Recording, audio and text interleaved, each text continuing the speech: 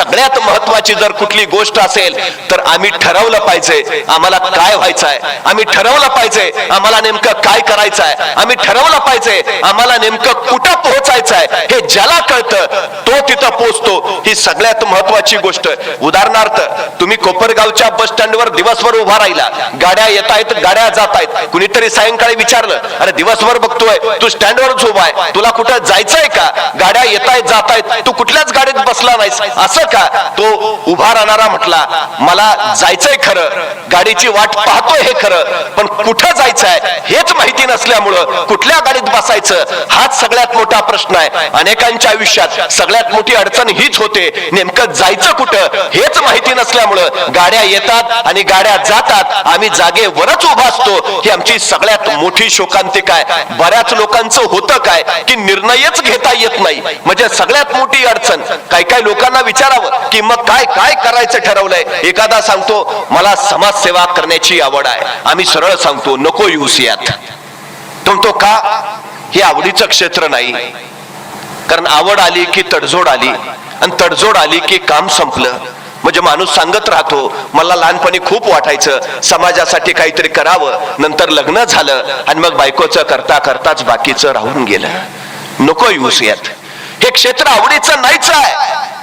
मार खावा लागेल, प्रहार सोसावा लागेल, स्वतःला जाळून घ्यावं लागेल, तेव्हा समाज उजळून निघेल. हे सगळं सोसायची जर तयारी असेल तर ये, तर ये. ठरलं पाहिजे काय करायचं आहे. सचिन तेंडुलकरला इयत्ता 4थी मध्ये कळालं आपण उत्तम फलंदाजी करू शकतो, 4थीच ठरलं मला फलंदाजच व्हायचं आहे, बाकी काही लक्ष दिलं नाही. आयुष्यभर तो फक्त फलंदाजी फलंदाजी आणि फलंदाजीच करत राहिला. तो जागतिक कीर्तीचा फलंदाज झाला.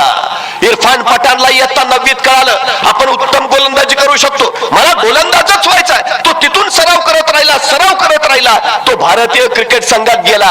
पण सचिन तेंडुलकर इतकी प्रसिद्धी ख्याती मिळवू नाही शकला का, सुरुवात उशिरा झाली.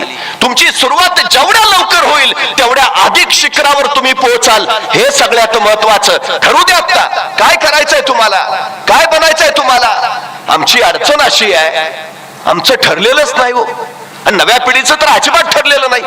एखाद्याला विचारावं तुला काय व्हायचंय, बघू आई म्हणते डॉक्टर हो, बाबांचं चाललंय नको इंजिनियरच हो. अरे तुला काय वाटतं, नाही मी अजून ठरवलं नाही. मग करणार काय, बाबा म्हणलेत कायच नाही झालं तर माझ्या जागेवर चिटकवतो. चिटका. काय अपेक्षा आहेत आमच्या, काय स्वप्न आहेत आमची. आमच्या पोरांच्या उरात स्वप्न पेरायला शिकलं पाहिजे, आम्ही स्वप्न दाखवायला शिकलं पाहिजे त्याला. तुमचा खिसा जेवढा असतो ना तेवढंच तुम्हाला मिळतं, तेव्हा खिसा शिवून घेताना एवढा मोठा शिवून घ्या की तुम्हाला मोठं मिळालं पाहिजे. हे सगळ्यात महत्वाचं आहे. स्वप्न मोठी मोठी मोठी बघायला शिकवा आमच्या पोरांना. बस झालं नाही, असंख्य माणसं आहे. ठरवलं, पटकन ठरवलं. छोटा नरेंद्र घरात खेळत होता, पाहुणे आले आणि आलेल्या पाहुण्यांनी त्या नरेंद्रला विचारलं बाळ तू कोण होणार, आणि तो छोटा नरेंद्र म्हटला मी ड्रायव्हर होणार. वडील बघत राहिले. आपल्यातला कोणी असता तर पहिली वाजवली असती. पाहुण्यांसमोर सगळी. नरेंद्राचे वडील चिडले नाहीत, रागावले नाहीत, म्हणले नरेंद्रा ड्रायव्हरच हो, ड्रायव्हरच हो. पण भिंतीवर कुरुक्षेत्रावर अर्जुनाला भगवद्गीता सांगणाऱ्या भगवान श्रीकृष्णांचं चित्र होतं. नरेंद्राचे वडील म्हणाले ड्रायव्हरच हो, पण या अर्जुनाचं सारथ्य करणाऱ्या भगवान श्रीकृष्णासारखा ड्रायव्हर हो. स्वप्न दाखवता येतात, मोठी मोठी स्वप्न दाखवता येतात. तेच नरेंद्र वयाच्या 23व्या वर्षी अमेरिकेच्या शिकागोच्या धर्म परिषदेमध्ये उभा राहिले. भारतीय धर्म संस्कृतीची पताका त्यांनी फडकावली. Brothers and sisters of America, आणि अफाट टाळ्यांचा कडकडाट झाला. समोरच्या प्रत्येक व्यक्तीला वाटलं रे हो हो हा माझा भाऊ आहे. मानवतेची घातलेली साथ त्या प्रत्येक अमेरिकनच्या काळजाला स्पर्श करून गेली. अरे हो भाऊ आहे हा. 23 वर्षाचा युवक मला भाऊ मानतोय. या दोन शब्दांनी नरेंद्रचे विवेकानंद झाले.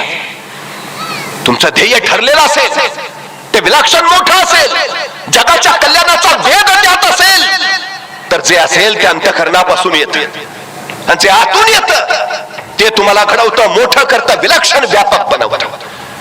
स्वप्न स्वप्न स्वप्न मोठी ठेवा पोरांची, त्याला दाखवा.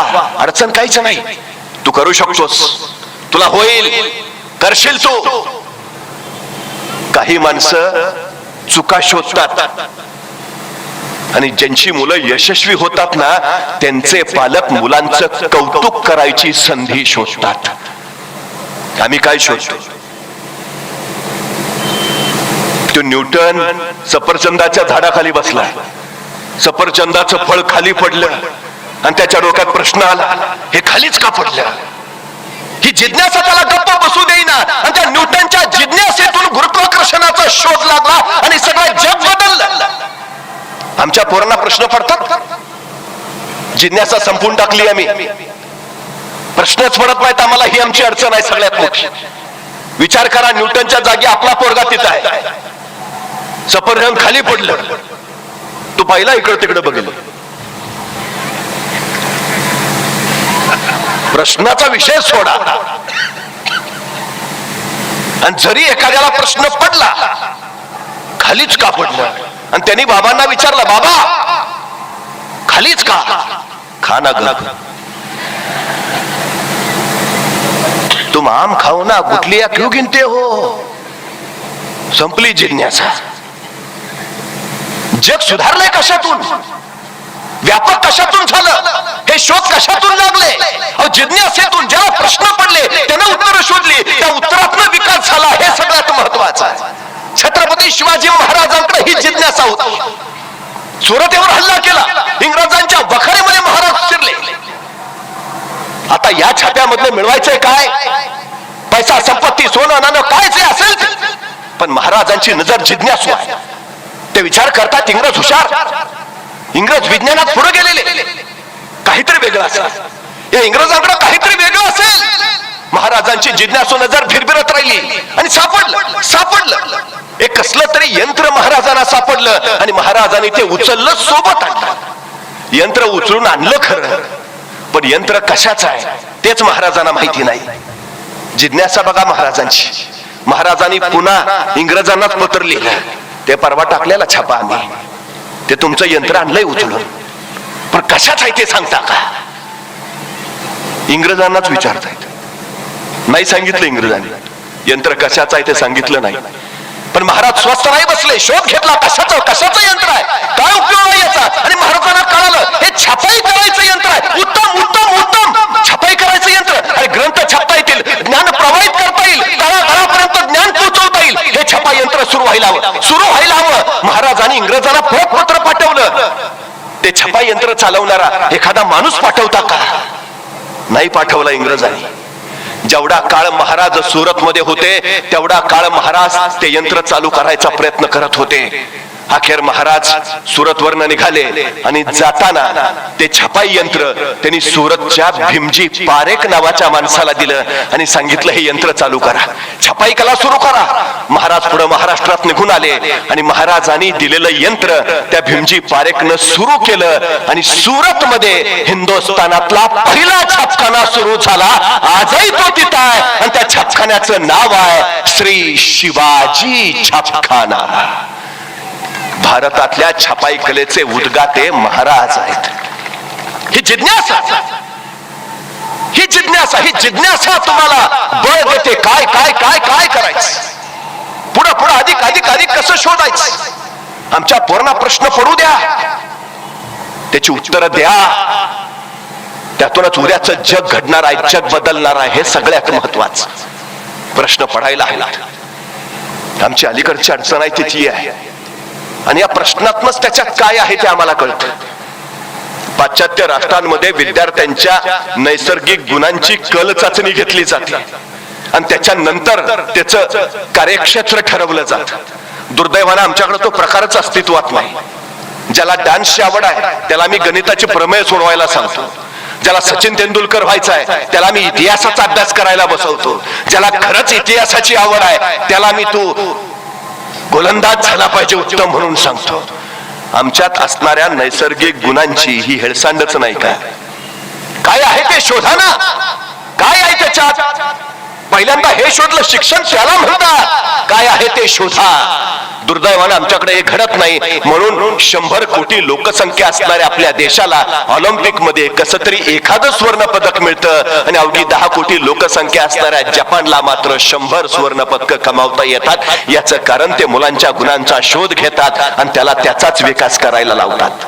सचिन तेंडुलकर इयत्ता 12वीला इंग्रजीत नापास आहे, पण 12वीच्या इंग्रजीच्या पुस्तकात आज सचिन तेंडुलकर वर धडा आहे. यशाचा धडा गिरवायला एवढा धडा पुरेसा आहे.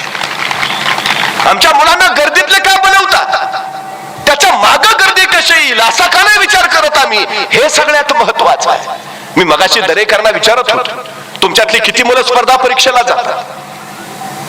डॉक्टर, इंजिनियर, वकील, प्राध्यापक हे चाकोरी आहे, ठरलेलंच आहे. नवे क्षेत्र किती निर्माण करतात कोण? आम्हाला जमणार नाही का? काय अडचण आहे? तुम्हाला माहिती आहे एरोडायनॅमिक्सच्या नियमानुसार फुलपाखरू आकाशात उडू शकत नाही. त्याच्या शरीराची रचनाच अशी आहे की फुलपाखरू आकाशात उडूच शकत नाही, तरी फुलपाखरू उडतं का? कारण फुलपाखराला एरोडायनॅमिक्सचा नियमच माहिती नाही. तुम्हाला माहिती आहे तुम्हाला हे जमणार नाही, तुम्हाला माहिती आहे तुमच्या हातून हे होणार नाही. माहिती कशाला करून देतात? आमची अडचण काय माहितीये? आमचा पोरगा काहीतरी नव्या वाटा चोकारायला लागला, नव्या वाटा. तुला जमणार आहे का ते? आपल्या घराण्यात कुणी केलंय का? कशाला उगाच माहिती आहे? आमच्या मुलाने विचारलं हे करू का? तू गप रे. आपण करतो ना, गप रे. आपण गाढवा गप. विषय संपला.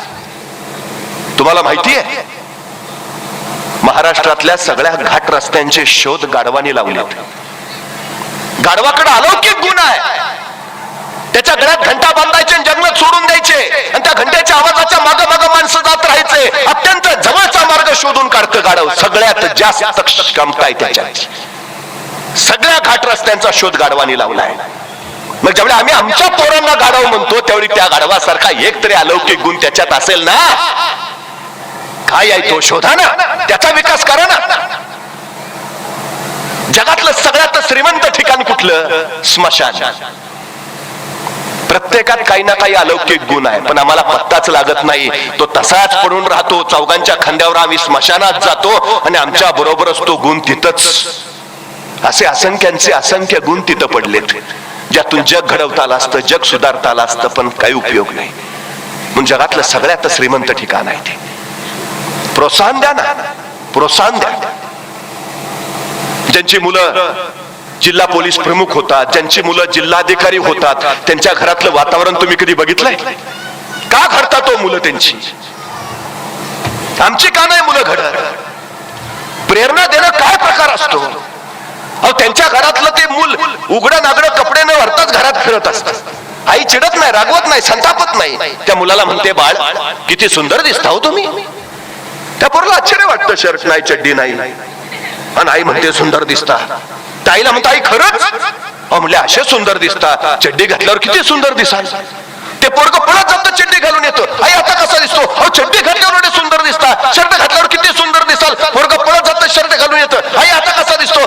कपडे घातल्यावर एवढे सुंदर दिसता. जराशी पावडर लावली, थोडासा भांग पडला, किती छान दिसाल. पोरग पळत जातं, पावडर लावतं, भांग पडतंय. आई आता कसा दिसतो? तोपर्यंत बाबा आलेले असतात. अख्ख्या धोंडेवाडीत तुमच्या इतकं कुणी देखणं नाही. पोराला आणखी उत्साह येतो. आजोबाकडे जातो, आजोबा आजोबा मी कसा आहे? कलेक्टर आहे माझा. संपला विषय. मुलगा कलेक्टरच. काय करायला करावं? काय लागतं? एक कौतुकाची थाप आमच्या पोराला घडवणारी ठरू शकते. एक कौतुकाची थाप. बळ द्या ना, फक्त प्रोत्साहन द्या, प्रेरणा द्या, बस. काही अडचण नाही.